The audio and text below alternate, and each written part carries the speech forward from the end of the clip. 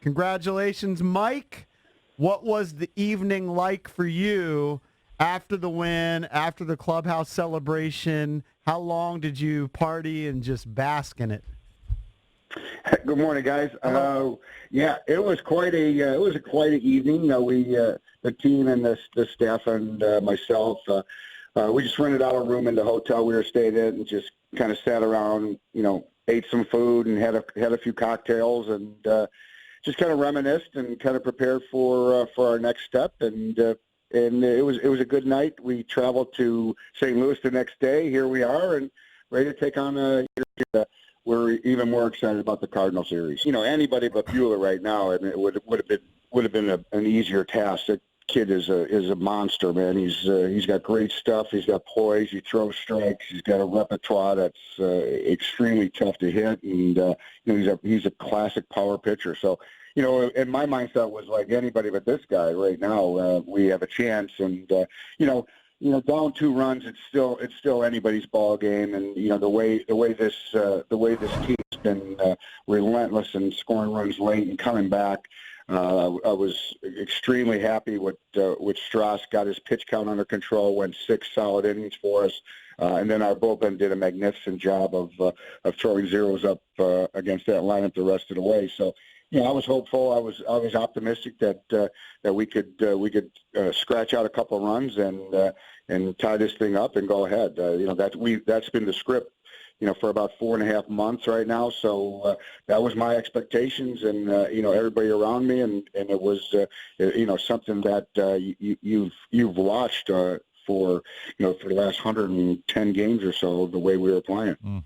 Yeah, you can't be surprised by it.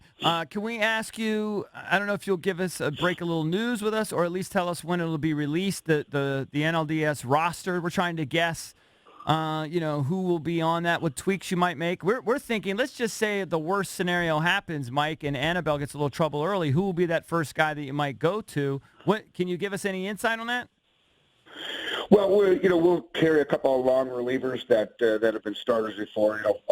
Austin Voth was on the roster against the Dodgers for that reason. Yeah. We may tweak the roster a little bit to kind of accommodate for the Cardinals lineup over as opposed to the Dodger lineup. But I don't think you'll see anything drastic.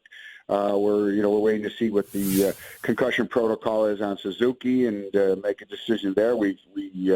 I left him yesterday, and he was feeling fine and good. So we're anticipating he stays on the roster, but we're just probably tweaking at the edges of the roster. Nothing that would be earth shattering. Can you give us an update on Robles and the hammy? Is he okay? Yeah, he is. He's getting better. He's improving. He's like I said, he's been cleared by our medical staff to perform, and he is able. So he's certainly able to pinch hit right now. We're not sure if he's 100% perfect about doing all aspects of it, like burst on the bases and in center field yet.